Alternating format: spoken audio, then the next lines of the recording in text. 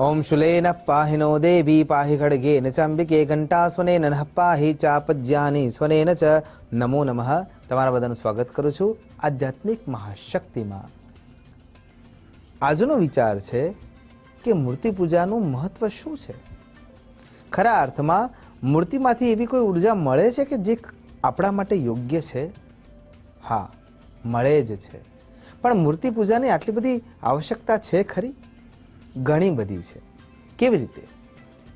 નાનું બાળક છે જે નર્સરીમાં જઈ રહ્યું છે, કેજીમાં જઈ રહ્યું છે, જુનિયર કે સિનિયર એમાં જઈ રહ્યું છે, અને જ્યારે એને એના શિક્ષક એવું શીખવે છે એ ફોર એપલ અથવા અન્ય કોઈ પણ સંખ્યા કે ક્રમ કે કોઈ પણ આંક જ્યારે એ શીખવે છે ત્યારે એના આગળ એ વસ્તુને એ હાજર રાખે છે। એ ફોર એપલ તો એ સફરજનને આગળ રાખે છે, વારે વારે એને એ ગુંટાવડાવે છે અને એપલ લખાવડાવે છે, અને એના સામે એ સફરજન ખાવા માટે પણ આપે છે, ચિત્રમાં પણ બતાવે છે, એને સામે જેટલી વખત થઈ શકે એટલી વખત એને આગળ બતાવવામાં આવે છે, વારે વારે રિપીટ કરવામાં આવે છે। અને એના કારણે થઈને જેમ જેમ બાળક મોટું થતું જાય છે પછી એને એ ફોર એપલ કહેવાની પણ જરૂર નથી, ખાલી એપલ કહીએ છીએ તો પણ એને ખબર પડી જાય છે કે સફરજન લાલ રંગનું છે, એના ઉપર આ પ્રકારની વ્યવસ્થા કવચ રૂપે જોવા મળે છે, એના અંદર બીજ હોય છે, ડાળી હોય છે, અને એ ખાવામાં આ પ્રમાણેના સ્વાદનું હોય છે। પણ એ વખતે એના આગળ સફરજન રાખવામાં આવતું નથી, અને છતાં પણ એને ખબર પડી જાય છે કે આ સફરજન જ છે।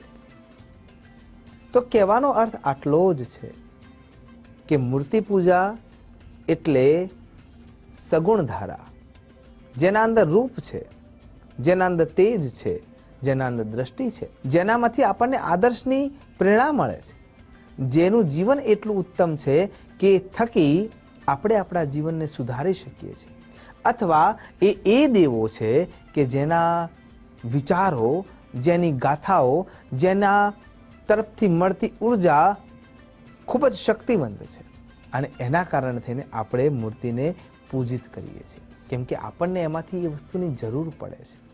તમે જુઓ છો કે બાલ ઠાકરને આપણે જ્યારે પૂજિત કરવા માટે લાલાને લઈને આવીએ છીએ ત્યારે એના જોડે લોકો વાતો કરે છે, એને સાચવવા માટે થઈને જેવું આપણે આપણા શરીર માટે કરીએ છીએ, યથા દેહમ તથા દેવમ, તેવું આપણે દેવ માટે કરીએ છીએ। શિયાળાનો સમય છે તો બાલ ઠાકોરને, બાલ મુકુંદને, બાલ સ્વરૂપ લાલાને આપણે સ્વેટર પહેરાવીએ છીએ, અને ઉનાળામાં એ પ્રમાણેને વ્યવસ્થા કરી છે કે એને પવન પણ મળતો રહે, એસી પણ મળતું રહે, નાનો પંખો પણ મળતો રહે।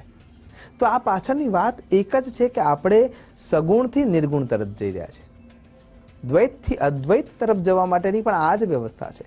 જ્યારે તમે માધ્યમ દ્વારા શિક્ષણ પ્રાપ્ત કરી રહ્યા છો, ધર્મનું અનુસરણ કરવા માટે તત્પરતા દાખવી રહ્યા છો, એમ કરતાં કરતાં એક એક સ્ટેપ એવું થતું જાય છે કે જે તમને એ અપગ્રેડેશન આપે છે, અને ત્યારે આકારથી નિરાકાર તરફ જઈ શકાય છે। કોઈ વ્યક્તિ એમ કહેતું હોય કે હું નિરાકારની પૂજા કરું છું, તો ત્યાં સુધી એને લઈ જનાર વ્યક્તિમાં કોઈ સદગુરુ તો છે, કોઈ માર્ગના અંદર કોઈ પણ પદાર્થ તો છે, એનો તો આકાર છે જ। કોઈ એમ વ્યક્તિ એવું કહેવા માગે છે કે હું વ્યક્તિ પૂજામાં પણ નથી માનતો, હું મૂર્તિ પૂજામાં પણ નથી માનતો, હું કોઈ પૂજામાં નથી માનતો, હું તો કેવળ નેચરને માનું છું, તો એમાં વૃક્ષનું પણ આકાર છે, નદીઓનો પણ આકાર છે, પર્વતોનો પણ આકાર છે, પંચમહાભૂતોનો આકાર છે, આ સમગ્ર સૃષ્ટિનો આકાર છે। એટલા માટે આકારથી જ કે સાકારથી જ નિરાકાર સુધી પહોંચી શકાય છે, એના સિવાય પહોંચી શકાતું નથી, અને એટલા માટે મૂર્તિ આવશ્યક છે। બહુ જ પ્રચલિત દાખલો છે સ્વામી વિવેકાનંદનો। રાજાના દરબારમાં એ ગયા છે, રાજા એમ કહે છે કે હું મૂર્તિ પૂજામાં માનતો નથી અને મને આ ઢોંગ લાગે છે। ત્યારે સ્વામી વિવેકાનંદ ખૂબ સ્પષ્ટતાથી એવું કહે છે કે આ જે પોસ્ટર, એ વખતે તો પેઇન્ટિંગનો સમય હતો, તો આ પોસ્ટર જે બનાવેલું છે એ કોનું છે? કે એ મારા પિતાજીનું છે, તો એના ઉપર એકવાર થૂંકી દો। રાજા કહે છે કે હું કેવી રીતે થૂંકી શકું? અમારા પિતાજીનું ચિત્ર છે, અમારા પિતાજી સમાન છે, કારણ કે પિતાજી હવે હયાત નથી, અને એ જ છે જેમાં હું પિતાજી જોઉં છું। સ્વામી વિવેકાનંદ સ્પષ્ટ રૂપે કહે છે કે આ ચિત્રમાં જો તમને તમારા પિતાજી દેખાતા હોય, એ ખરા અર્થમાં તો પિતાજી છે જ નહીં, પણ તમને એવી અનુભૂતિ થાય છે, તો એ પથ્થરમાંથી કે કાષ્ટમાંથી કે ધાતુમાંથી કે અન્ય કોઈ પણ પદાર્થમાંથી બનેલી જે મૂર્તિ છે, જ્યારે એના અંદર પ્રાણ પૂરાય છે, જેના અંદર એના ભાવનાઓનો સંયોગ થતો જોવા મળે છે, ત્યારે એમાં ભગવાન છે જ. એટલા માટે શંકા કરવાની ક્યાંય વાત આવતી નથી. બીજો દાખલો લઈએ. સ્વામી વિવેકાનંદની જિંદગીનો જ આ એક દાખલો છે. રામકૃષ્ણ પરમહંસ એમને શીખવી રહ્યા હતા કે કેવી રીતે સગુણથી નિર્ગુણ તરફ જઈ શકાય. અને સગુણથી નિર્ગુણ તરફ જવાની વાત જ્યારે આવી, ત્યારે એમને ધ્યાન, મેડિટેશન અને સ્વયં બ્રહ્મ, અહમ બ્રહ્માસ્મિનો બોધ ભગવાને કરાવ્યો. પરબ્રહ્મ રૂપે, ગુરુ રૂપે, પરમહંસ રૂપે.